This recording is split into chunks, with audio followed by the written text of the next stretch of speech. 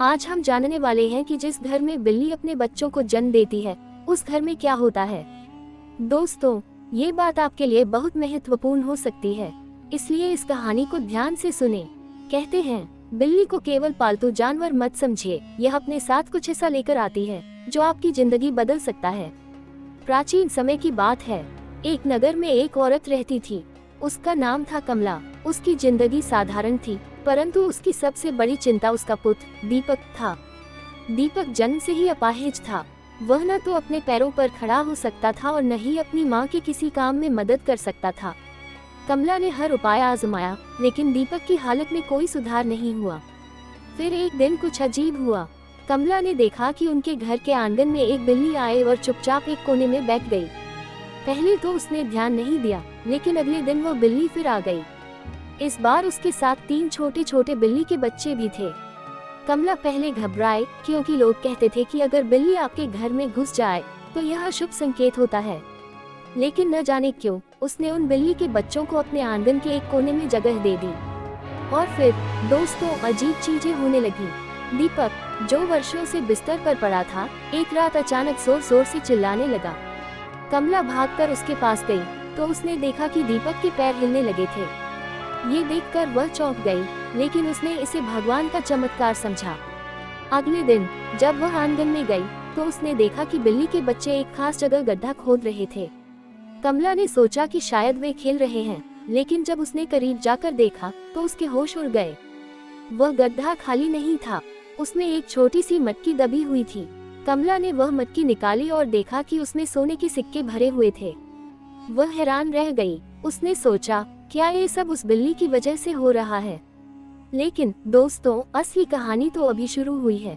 कमला को सपने में एक साधु का दर्शन हुआ, जिसने उससे कहा, बेटी, इस मटकी का सोना तुम्हारे घर का भाग्य बदल सकता है, लेकिन याद रखना, इस घर में जो भी आए उसे खाली हाथ मत जाने देना, वरना ये सौभाग्य पल भर में समाप्त हो जाएगा।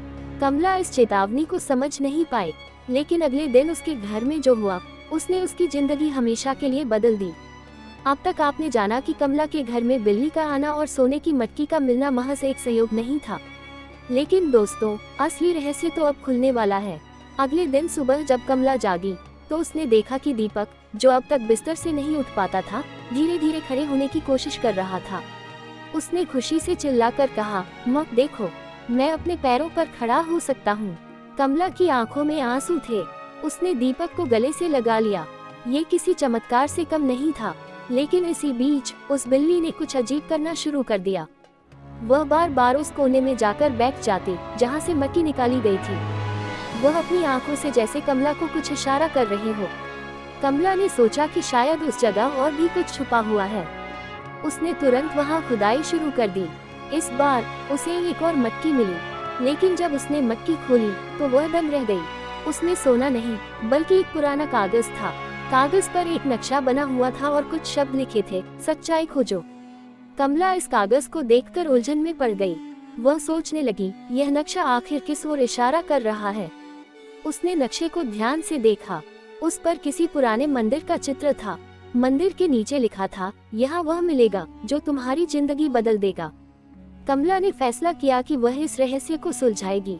अगले दिन वह दीपक को लेकर उस मंदिर की ओर निकल पड़ी, जो शहर के बाहर एक सुनसान जगह पर था। मंदिर पहुंचने पर वहां का माहौल अजीब सा था। मंदिर बहुत पुराना और वीरान था। जैसे ही कमला ने मंदिर के भीतर कदम रखा, उसने महसूस किया कि वहां एक दिव्य ऊर्जा है। दीपक, जो अब तक ठीक से चल नहीं पा रहा था, अचानक तेजी से चलने लगा। कमला को यह देखकर हैरानी हुई, लेकिन उसने ध्यान दिया कि दीपक सीधा मंदिर के बीच में रखी एक मूर्ति के पास जा रहा है। मूर्ति के पास पहुंचते ही दीपक जोर से चिल्लाया, माँ, यह मूर्ति बोल रही है। कमला ने हड़बड़ाकर मूर्ति की ओर देखा। तभी उसे सपने में आए साधु की आवाज सुनाई दी, कमला, यह मंदिर ही तुम्हारे भाग्य का केंद्र है। यहाँ तुम्हें वो सत्य मिलेगा जो वर्षों से छुपा हुआ था। तभी अचानक मूर्ति के नीचे का पत्थर खिसकने लगा। कमला ने देखा कि वहाँ एक गुप्त द्वार खुल रहा है। उसने दीपक का हाथ थामा और उस द्वार के अंदर चली गई। कमला और दीपक जैसे ही उस गुप्त द्वार के भीतर प्रवेश करते हैं, एक ठंडी और रहस्यमयी हवा का झोंका उनका स्वागत करता है। वहाँ एक लंबी संकरी सीढ़ी नीचे की ओर जा रही थी। कमला ने दीपक का हाथ मजबूती से पकड़ा और धीरे धीरे नीचे उतरने लगी। चारों ओर घुप अंधेरा था, लेकिन दीवारों पर जलते हुए मशालों की हल्की रोशनी उनका मार्ग दिखा रही थी। सीढ़ियां खत्म होते ही दोनों एक बड़े कक्ष में पहुंचे। ये कक्ष किसी पुराने खजाने के कक्ष जैसा लग रहा था। चारों तरफ चमचमाते रत्न, सोने चांदी की मूर्तियां और बहुमूल्य आभूषण रखे हुए थे। लेकिन कमला की नजरें इन चीजों पर नहीं ठहरी। उसकी नजर कक्ष के बीचों बीच रखी एक चमकदार किताब पर जा टिकी। कमला ने वह किताब उठाई। किताब पर सुनहरे अक्षरों में लिखा था, जीवन का सत्य। जब उसने किताब खोली तो पहले पृष्ठ पर लिखा था, ये धन और यह खजाना तुम्हारा है, लेकिन इसे प्राप्त करने के लिए तुम्हें सबसे बड़ी परीक्षा से गुजरना होगा। केवल सच्चे दिल वाले लोग ही इस खजाने का सही उपयोग कर सकते हैं। तभी दीपक ने अचानक कहा, माँ, मुझे लग रहा है कि यह खजाना हमारे लिए नहीं है। ये यहाँ सदियों से छुपा है, लेकिन इसका उद्देश्य कुछ और है। कमला चौंकी, क्योंकि दीपक की बातों में एक गहरी समझ थी जो उसने पहले कभी नहीं देखी थी। तभी उस कक्ष में एक तेज प्रकाश फैल गया। उस प्रकाश के बीच वही दिव्य साधु प्रकट हुए जो पहले कमला के सपने में आए थे। साधु ने कहा, कमला, ये खजाना उस घर में पनपने वाले सौभाग्य का प्रतीक है जहाँ दया, प्रेम और सहनशीलता हो। तुमने उस बिल्ली और उसके बच्चों को जगह देकर यह साबित कर दिया कि तुम्हारा दिल सच्चा है। लेकिन याद रखना, इस खजाने का उपयोग केवल दूसरों की भलाई के लिए किया जाना चाहिए। कमला ने सिर झुकाकर साधु की बात मानी। उसने पूछा, ये सब मेरे और मेरे बेटे के साथ क्यों हुआ? साधु ने मुस्कुराते हुए कहा, ये तुम्हारी परीक्षा थी। तुम्हारा बेटा अब ठीक हो जाएगा, लेकिन ये खजाना केवल तभी तुम्हारे लिए होगा जब तुम इसे जरूरतमंदों के लिए इस्तेमाल करोगी। कमला ने मन ही मन ये संकल्प लिया कि वह इस खजाने का उपयोग जरूरतमंदों की मदद के लिए करेगी। जैसे ही उसने ये संकल्प लिया, दीपक के पैरों ने पूरी तरह काम करना शुरू कर दिया। वह खुशी खुशी अपनी माँ के गले लग गया। दोस्तों, ये कहानी हमें सिखाती है कि दया और निस्वार्थता हमें किसी भी मुश्किल से पार करा सकती है। जिस घर में जीव जंतुओं को प्रेम और सुरक्षा मिलती है, वहाँ सचमुच देवी लक्ष्मी का वास होता है। प्रिय दर्शकों, जिस घर में बिल्ली अपने बच्चों को जन्म देती है, उस घर में सुख समृद्धि खूब आती है। लेकिन शास्त्रों में ऐसा कहा गया है कि बिल्ली को घर में पालना अशुभ माना जाता है। जिसे घर में बिल्लियां रोती है वह भी बहुत अशुभ होता है। इसलिए बिल्लियों को पालना शास्त्रों के अनुसार अशुभ माना जाता है।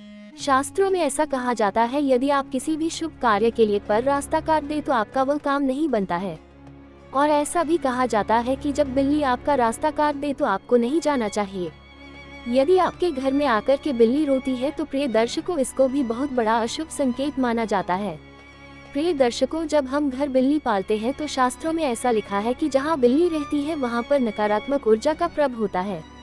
प्रिय दर्शकों, यदि आपको आधी रात पर बिल्ली दिखाई देती है तो इसको भी बहुत बड़ा अपशगुन माना जाता है।